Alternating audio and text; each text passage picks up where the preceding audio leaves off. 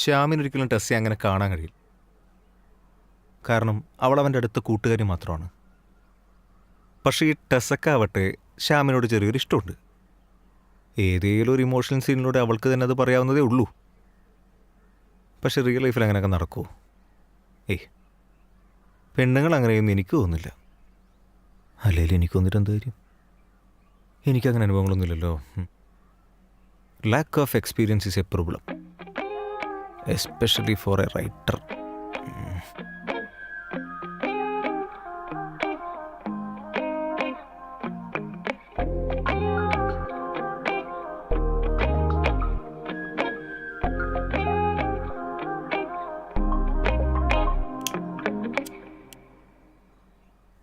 അല്ലെങ്കിൽ എന്തൊരു പെണ്ണ് പ്രപ്പോസ് ചെയ്തൂടെ? ഇഷ്ടപ്പെട്ട ഒരാളോട് ഇഷ്ടം തുറന്നു പറയുന്നല്ലേ? ഒന്നും മുൻവിധിയോടെ കാണരുത്. അതൊരിക്കലും എന്നെപ്പോലൊരു യുവ എഴുത്തുകാരന് ചേർന്നതല്ല.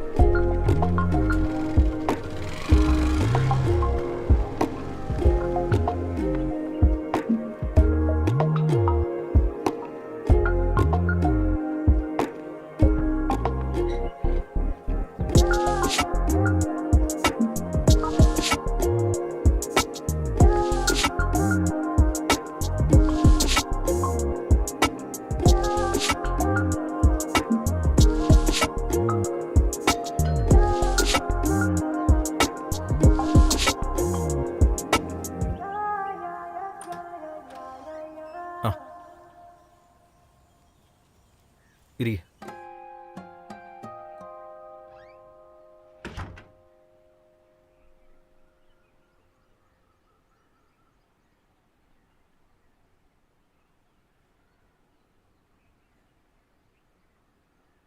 ഇവിടെ എത്ര റെന്റ്? ഇവിടെ 10,000. ഏകാന്തത കിട്ടാൻ വേണ്ടിയിട്ടാണോ ഇവിടെ ഇങ്ങനെ ഒറ്റയ്ക്ക്? അങ്ങനെയും പറയാം. വീട്ടിലിരുന്ന് എഴുതാനൊന്നും പറ്റില്ലാന്ന്.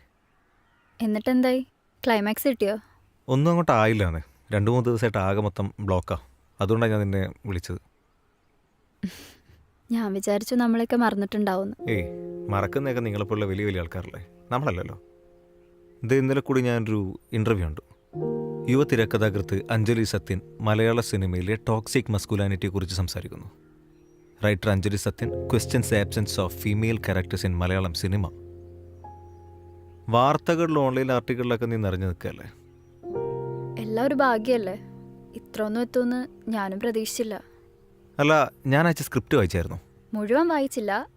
എൻ്റെ അഭിപ്രായം വന്ന് പറഞ്ഞിട്ട് ബാക്കി വായിക്കാമെന്ന് വിചാരിച്ചു. അപ്പോൾ അതും വർക്കായില്ല അല്ലേ? സത്യം പറഞ്ഞാൽ എനിക്ക് വർക്കായില്ല. എടാ, നിൻ്റെ ഈ ഇൻസ്പിറേഷൻ പരിപാടിയൊക്കെ മാറ്റി വെച്ചിട്ട് എഴുതിയാൽ തന്നെ സ്ക്രിപ്റ്റ് ശരിയാവും. അതിനിതിൽ ഇൻസ്പിറേഷൻ ഇല്ലല്ലോ. എൻ്റെ എഴുത്തത്ര മോശമാണോ? എഴുത്തിൻ്റെ കാര്യം ഞാൻ പറയാം. എടാ, ഈ സയൻസ് ഫിക്ഷൻ പരിപാടിയൊന്നും നമ്മുടെ മെയിൻ സ്ട്രീം ഓഡിയൻസിന് ദഹിക്കില്ല. പിന്നെ അത് കാണുന്നവരുണ്ടെങ്കിൽ തന്നെ അത് വളരെ ചെറിയ ശതമാനം ആൾക്കാരായിരിക്കും. ശതമാന കണക്കൊക്കെ നീ വിട്. എല്ലാവർക്കും ഇഷ്ടപ്പെടുന്ന രീതിയിലൊരു സിനിമ ഉണ്ടാക്കി വെക്കണം എന്നൊക്കെ പറഞ്ഞ് എന്നെ കൊണ്ടത് പറ്റൂല.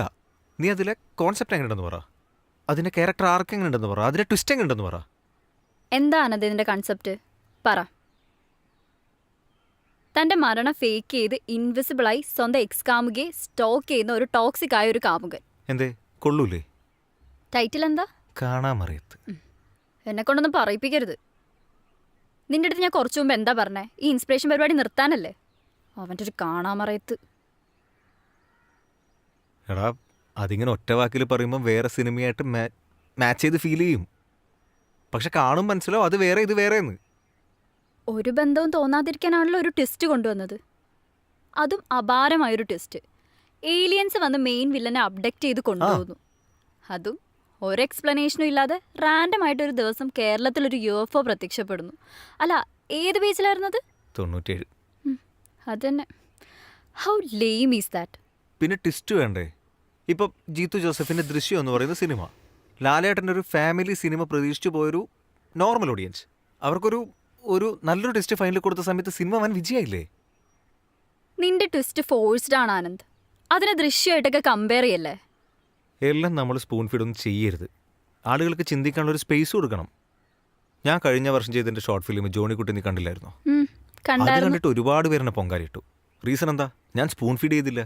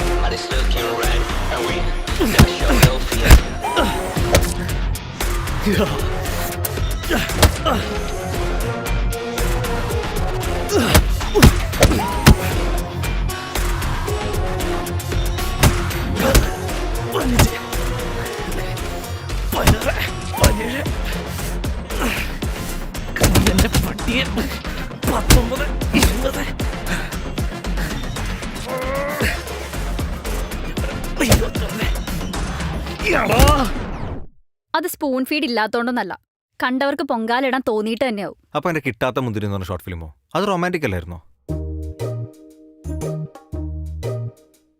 ശാലോമോൻ്റെ സോങ് ഓഫ് സോങ്സിൽ പറയുന്ന പോലെ നമുക്ക് ഗ്രാമങ്ങളിൽ പോയി രാപ്പാർക്കാം.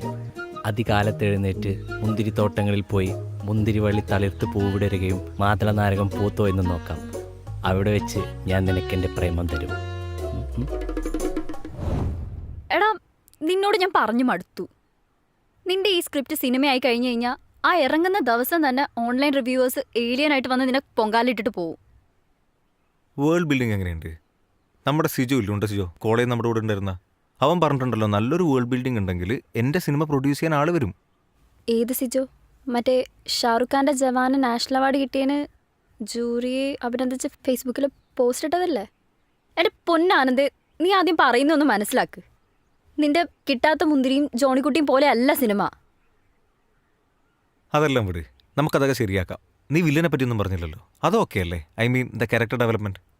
നീ വില്ലനിട്ട പേരെന്തായാലും കൊള്ളാം, കണ്ണൻ നായർ. കുറച്ചുകൂടി ടെററാക്കായിരുന്നു. എടാ, അത് ഐറോണിക്കലാണ്. അതിലൂടെ ഞാനൊരു സ്റ്റേറ്റ്മെന്റ് എക്സ്പ്രസ് ചെയ്യുന്നുണ്ട്. എന്ത് statement? He's the devil in disguise. തിന്മക്ക് ഏത് പേര് വേണമെങ്കിലും സ്വീകരിക്കാം. എടാ, നിന്റെ സ്റ്റേറ്റ്മെന്റ് ഒന്നും മനസ്സിലാക്കാൻ എന്നെ കൊണ്ട് പറ്റുന്നില്ല.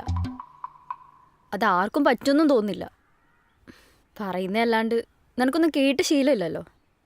നമ്മൾ തമ്മിൽ ബ്രേക്കപ്പ് ആവാനുള്ള മെയിൻ റീസൺ പോലും അതല്ലേ. ഇപ്പോഴും നീ ഓഡിയൻസിനെ ജഡ്ജ് ചെയ്താണ് സംസാരിക്കുന്നത്. ഒരു ഫിലിം മേക്കറാണ് ഓഡിയൻസിന്റെ നിലവാരം കൂട്ടുന്നത്. എടാ, അതെനിക്കറിയാം. But try something original. എന്നാലേ ഇനി രക്ഷയുള്ളൂ. നീ എന്നെ വിളിച്ച് സ്ക്രിപ്റ്റ് വായിച്ച് അഭിപ്രായം പറയാൻ പറഞ്ഞപ്പോൾ I thought you wrote something original.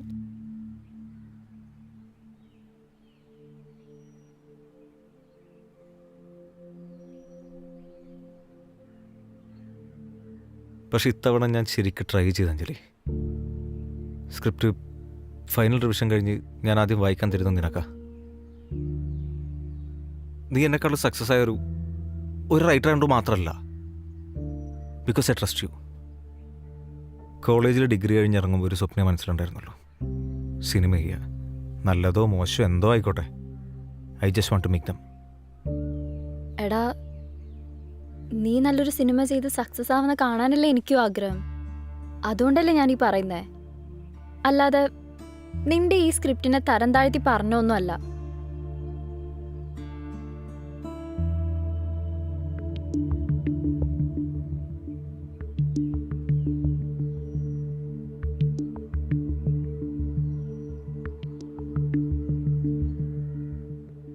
Q media നിന്നെപ്പറ്റി publish ചെയ്ത ആർട്ടിക്കിളാണ് ഞാൻ വായിച്ചു. Youngest screen writers of this എറ. ഞാൻ ആദ്യമായി എഴുതിയ തിര പോലെ എന്ന സ്ക്രിപ്റ്റാണ് ഒരു സിനിമാ മോഹിയുടെ ജീവിതത്തിലെ ആദ്യത്തെ വിജയത്തിൻ്റെ പടി. പക്ഷെ നമ്മൾ കോളേജിൽ വെച്ച് എഴുതിയ പ്രേമമന്ത്രം നീ മെൻഷൻ ചെയ്ത പോലുമില്ല. നിനക്ക് നാണക്കേടാണോ അത് പറയാൻ? എടാ അതങ്ങനെയൊന്നും അല്ല. അത് കുഴപ്പമില്ല, എനിക്ക് മനസ്സിലാവും. പക്ഷെ ഇത് കണ്ടപ്പോൾ ഞാൻ കുറച്ച് സമയം എന്തൊക്കെ ചിന്തിച്ചിരുന്നു. ലൈക്ക് എൻ്റെ ലെഗസി എന്തായിരിക്കും? ആളുകളെന്നെ ഓർത്തിരിക്കാൻ പാകത്തിന് ഒന്നും തന്നെ എനിക്ക് ചെയ്യാൻ എനിക്ക് പറ്റിയിട്ടില്ല. നാളെ ആരോലും അറിയപ്പെടാതെ ഞാൻ മരിച്ചു പോവോ? എന്നെ ഹെൽപ്പ് ചെയ്യാൻ ഇപ്പം നിനക്ക് മാത്രമേ പറ്റുള്ളൂ അഞ്ജലി. ഞാൻ കണ്ടതിൽ വെച്ച് ഏറ്റവും നല്ല റൈറ്റർ നീയാ, പണ്ടും ഇപ്പോഴും. ഏലിയൻ ട്വിസ്റ്റ് മാറ്റണം. ഓക്കെ, മാറ്റാം. പിന്നെ നിന്റെ ഈ ഹോളിവുഡ് POV ഉണ്ടല്ലോ, അത് വേണ്ട. ഈ ഇൻവിസിബിൾ വില്ലൻ ആരും കാണാത്ത ഐറ്റമൊന്നുമല്ല. ഞാൻ അറിഞ്ഞുകൊണ്ടൊരു ഹോളിവുഡ് POVയിൽ സിനിമ ചെയ്യുമെന്ന് എനിക്ക് തോന്നുന്നുണ്ടോ? ഞാൻ ഒരുപാട് സിനിമകൾ കണ്ടിട്ടുണ്ട്, ഒരുപാട് ഇൻ്റർനാഷണൽ സിനിമകളും കണ്ടിട്ടുണ്ട്. മേ ബി അതിൻ്റെയൊക്കെ ഇൻഫ്ലുവൻസ് ആയിരിക്കാം. It happens.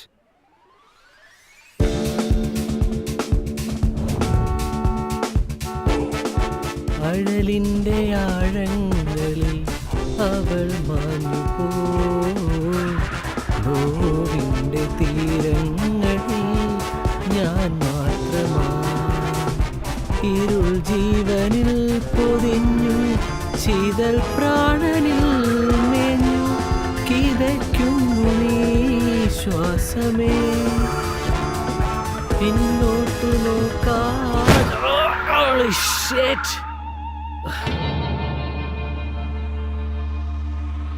Do you feel lucky, punk? അക്രമം ഒന്നിനൊരു പരിഹാരമല്ല, ഒന്നിനും. 44 Magnum, the most powerful handgun in the world. Okay, alien ടെസ്റ്റിന് പകരം നമുക്ക് വേറൊരു പരിപാടി പിടിക്കാം. നമ്മുടെ നായകൻ ഒരു സീക്രട്ട് ഏജൻ്റാണ്. അപ്പൊ കാറ് വേണ്ടേ? ഓ, ആ ഏജൻ്റ് അല്ല, പുള്ളി ഒരു അണ്ടർ കവർ ഏജൻ്റാണ്. പുള്ളി അണ്ടർ കവർ ഏജൻ്റാണെന്നത് സിനിമയുടെ എൻഡിൽ മാത്രമേ നമ്മൾ റിവീൽ ചെയ്യുള്ളൂ. അതുവരെ പുള്ളി ഒരു ടോക്സിക് കാമുകം മാത്രമായിരിക്കും. എൻ്റെ പൊന്നുമോനെ വേണ്ട. മലയാള ഇൻഡസ്ട്രിയിൽ ഇപ്പോൾ ഏജന്റ്മാരെ തട്ടി നടക്കാൻ പറ്റാത്ത അവസ്ഥയാണ്. അതുമാത്രമല്ല, ഇതൊരു ഓൾഡ് സ്കൂൾ ട്വിസ്റ്റാണ്.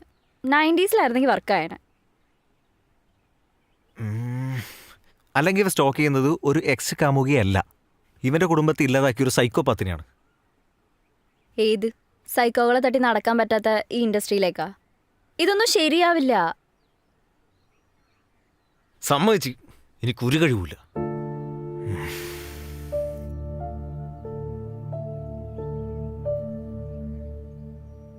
പണ്ട് കോളേജ് ലൈബ്രറി വെച്ച് ഞാൻ നിന്നെ പ്രപ്പോസ് ചെയ്ത് ഓർമ്മയുണ്ടോ നിനക്ക്?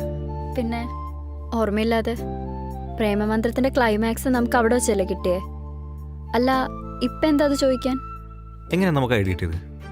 അത് നമ്മൾ കഥാപാത്രങ്ങളുടെ മോട്ടീവ് ഫ്ലിപ്പ് ചെയ്ത് പിന്നെ അത് കഥയിൽ കുറച്ച് മാറ്റങ്ങളൊക്കെ വരുത്തിയപ്പോൾ നമുക്ക് കിട്ടി. യെസ്. എന്തേ, വേറെ എന്തെങ്കിലും ട്വിസ്റ്റ് കിട്ടിയോ? കിട്ടി. സത്യത്തിൽ ഈ വില്ലൻ റിയാലിറ്റിയിൽ ജീവിച്ചിരിപ്പില്ല. മനസ്സിലായില്ല. കാമുകിയുടെ പോയിന്റ് ഓഫ് വ്യൂലാണല്ലോ കഥ മുന്നോട്ട് പോകുന്നത്. ടോക്സിക് കാമുകൻ ഇവളെ സ്റ്റോക്ക് ചെയ്യുന്നു എന്ന് നമ്മൾ ഓഡിയൻസിനെ വിശ്വസിപ്പിക്കും. പക്ഷെ സത്യത്തിൽ അങ്ങനെ അവിടെ ഒരു കാമുകൻ ഇല്ല. എല്ലാം അവളുടെ ഒരു തോന്നൽ മാത്രമാണ്. That's better.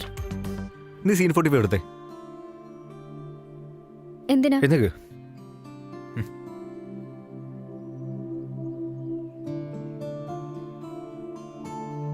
വായിക്കേ. നമ്മളിപ്പോൾ അത് ആക്ട് ചെയ്യാൻ പോവാ.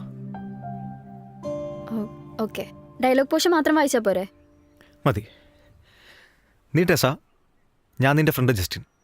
ഈ സീനിലാണ് ടെസ എല്ലാ കാര്യങ്ങളും ജസ്റ്റിനോട് തുറന്നു പറയുന്നത്. വായിക്കേ. അവൻ എൻ്റെ പിറകെ തന്നെ ഉണ്ട്. എൻ്റെ മരണമല്ലാതെ മറ്റൊന്നും അവനെ തടയില്ല. നീ ആരുടെ കാര്യം പറയുന്നേ?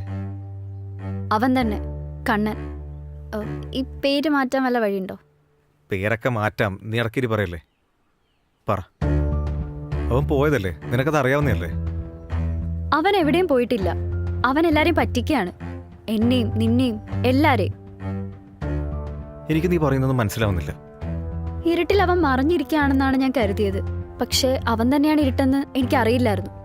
അല്ല, ഈ ഡയലോഗ് ഞാൻ എവിടെയോ. വായിക്കഞ്ചലി. ടെസ ജസ്റ്റിൻ്റെ അടുത്തേക്ക് ചേർന്ന് നിന്നു. നീ എൻ്റെ കൂടെ ഉണ്ടാവോ? പേടിക്കണ്ട, ഞാനുണ്ട് കൂടെ. ഈ ഡയലോഗ് ഈ സ്ക്രിപ്റ്റിലില്ലല്ലോ. അത് ഞാൻ കഴിഞ്ഞിട്ടതാ. അപ്പൊ സീൻ കഴിഞ്ഞോ? ഇത് മതി. ഇനി ഏലിയൻ പുഷ്ണം. ഓക്കെ. അപ്പോ ടെസ്സയുടെ തോന്നലാണ് ഇതെല്ലാം എന്ന് എങ്ങനെ കൺവേ ആക്കും? കണ്ണൻ അല്ലേ വേണ്ട. അവളുടെ കാമുകൻ മരണം ഫേക്ക് ചെയ്തതല്ല, അവൻ ശരിക്കും ആക്സിഡന്റിൽ മരിച്ചു തന്നെയാണ്. അതവൾ തിരിച്ചറിയുന്നു. അതിലൂടെ ആ ടെസ്റ്റ് കൺവേ ആവുന്നു. എങ്ങനെ? ആ, ഇത് നന്നായിട്ടുണ്ട്. ആദ്യത്തെക്കാളും കൊള്ളാം. അപ്പൊ ട്വിസ്റ്റ് കഴിഞ്ഞു. കിട്ടി.